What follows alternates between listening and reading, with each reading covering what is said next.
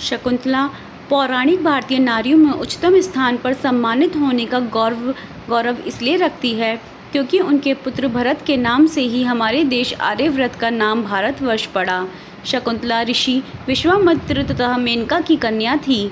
जन्म से ही विश्वामित्र तथा मेनका ने उसका त्याग बड़ी ही कठोरता से कर दिया था। इंद्र ने विश्वामित्र के तप को भंग करते हेतु इंद्र सभा की अप्सरा मेनका को भेजा था। विश्वामित्र का तप भंग हुआ और वे मेनका के आकर्षण में ऐसे बंधे कि मेनका को उनसे जो पुत्री प्राप्त हुई वह शकुंतला ही थी। विश्वामित्र दोनों को अकेला छोड़कर तप करने चले गए। कुछ समय पश्चात मेनका ने शकुंतला को शैशवावस्था में जंगल में ही पशु पक्षियों के बीच छोड़ दिया। वन के शकुंत अर्थात पक्षियों ने अपनी छत्र छाया में उसका लालन पालन किया, इसलिए वह शकुंतला कहलाई। अचानक एक दिन वन मार्ग से जाते हुए ऋषि कण्व को नवजात बच्ची शकुंतला मिली। वे उसे अपने आश्रम ले आए, जहाँ ऋषि की कुटिया में वह पली बढ़ी। सभी वनवासियों की वह दुलारी थी। अत्यंत रूपवान गुणवान शकुंतला को कण्व ऋषि भी बहुत अधिक स्नेह करते थे। शकुंतला युवा हुई तो उसका रूप और भी निखर आया। एक दिन कण्व ऋषि किसी कार्य से बाहर गए हुए थे। कुटिया में शकुंतला अकेली थी। अचानक द्वार पर किसी ने दस्तक दी। उसने पाया कि एक राजकुमार आतिथ्य ग्रहण करने की आशंका से वहां आया है। शकुंतला ने उसका आतिथ्य सत्कार किया। वह शकुंतला के रूप यौवन को देखकर विवाह का निवेदन कर बैठा। शकुंतला ने अपने पिता कण्व की अनुपस्थिति में ऐसा करने से अस्वीकार कर दिया। राजकुमार ने बताया कि वह प्रतापी राजा दुष्यंत है, उसके साथ गंधर्व विवाह करना चाहता है। ऐसी परम सौशालिनी स्त्री को वह तुरंत वरण करना चाहता है। पुरुवंश के राजा दुष्यंत और शकुंतला के पुत्र भरत की गणना महाभारत में वर्णित 16 सर्वश्रेष्ठ राजाओं में होती है। कालिदास कृत महान संस्कृत ग्रंथ अभिज्ञान शकुंतलम के एक वृत्तांत अनुसार राजा दुष्यंत और उनकी पत्नी शकुंतला के पुत्र भरत के नाम से भारतवर्ष का नामकरण हुआ। मृदुतड़ों की कृपा से ही भारत को भारद्वाज नामक पुत्र मिला। भारद्वाज महान ऋषि थे। चक्रवर्ती राजा भरत के चरित्र का उल्लेख महाभारत के आदि पर्व में भी है।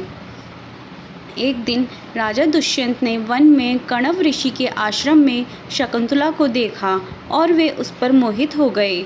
शकुंतला विश्वामित्र और मेनका की संतान थी। दोनों ने गंधर्व विवाह किया और वन में ही रहने लगे। शकुंतला के साथ अच्छे दिन बिताने के बाद राजा पुनः अपने राज्य जाने लगे और उन्होंने शकुंतला से वापस लौटकर उन्हें ले जाने का वादा किया। वे अपनी निशानी के रूप में अंगूठी देकर चले गए। एक दिन शकुंतला के आश्रम में ऋषि दुर्वासा आए। शकुंतला ने उनका उचित सत्कार नहीं किया तो उन्होंने शाप दे दिया कि जा तू जिसे भी याद कर रही है वह तुझे भूल जाएगा। गर्भवती शकुंतला ने ऋषि से अपने किए की माफ़ी मांगी। ऋषि का दिल पिघल गया। उन्होंने कहा कि कोई निशानी तुम उसे बताओगी तो उसे याद आ जाएगा। शकुंतला राजा से मिलने के लिए निकल गई। रास्ते में वह अंगूठी एक तालाब में गिर गई, जिसे मछली ने निकाल लिया। शकुंतला राजभवन पहुंची, लेकिन राजा दुष्यंत ने उन्हें पहचानने से इनकार कर दिया। राजा दुष्यंत द्वारा शकुंतला के अपमान के कारण आकाश में बिजली चमकी और शकुंतला की मां मेनका उन्हें ले गईं। उधर वो मछली एक मछुआरे के जाल में आ गई, जिसके पेट में वो अंगूठी निकली। मछुआरे ने वो उस अंगूठी को कीमती समझकर राजा दुष्यंत को भेंट दे दी। राजा दुष्यंत ने जब वह अंगूठी देखी तो उन्हें सब कुछ याद आ गया। महाराज दुष्यंत बहुत पछताए। कुछ समय बाद इंद्रदेव के निमंत्रण पर देवों के साथ युद्ध करने के लिए राजा दुष्यंत इंद्र नगरी अमरावती गए। युद्ध के बाद वे आकाश मार्ग से वापस लौट रहे थे। तभी उन्हें रास्ते में कश्यप ऋषि के आश्रम में एक सुंदर बालक को खेलते देखा। मेनका ने शकुंतला को कश्यप ऋषि के आश्रम में छोड़ा हुआ था। वो बालक शकुंतला का ही पुत्र था। जब उस बालक को राजा दुष्यंत ने देखा तो उसे देखकर उनके मन में प्रेम उमड़ आया। वो जैसे ही उस बालक को गोद में उठाने के लिए खड़े हुए तो शकुंतला की सखियों ने चेताया कि राजन, आप इस बालक को छुएंगे तो इसके भुजा में बंधा काला डोरा सांप बनकर आपको डस लेगा। राजा ने इस चेतावनी पर ध्यान नहीं दिया और उस बालक को गोद में उठा लिया। लेकिन बालक को उठाते ही उसकी भुजा में बंधा काला डोरा टूट गया तो उसके पिता की निशानी थी। शकुंतला की सहेली ने सारी बात शकुंतला को बताई तो वह दौड़ती हुई राजा दुष्यंत के पास आई। राजा दुष्यंत ने भी शकुंतला को पहचान लिया और अपने किए की क्षमा मांगी और उन दोनों को अपने राज्य ले गए।